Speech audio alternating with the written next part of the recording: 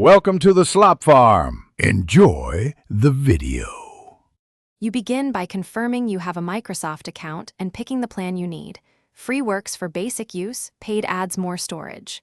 Next, install the OneDrive app on your device and open it. Sign in with your Microsoft credentials, accept any permission prompts, and when prompted, choose which folders you want to sync immediately. Once done, OneDrive will create a local folder. Make sure you note its location so you can start moving files into it right away. Now you refine how OneDrive behaves. Open Settings and use Selective Sync to pick only the folders you need locally, which preserves disk space while keeping everything in the cloud.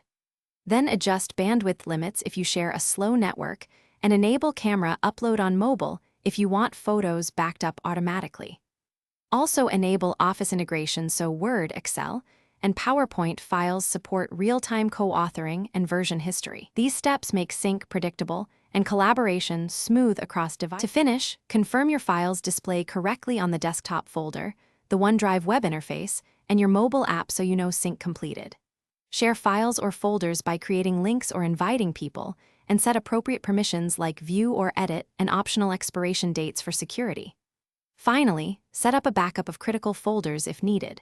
If something goes wrong, sync stuck, or errors, restart OneDrive, check your storage quota and network, then force a resync. That resolves most issues quickly. Thanks for watching. Consider subscribing if we helped you today.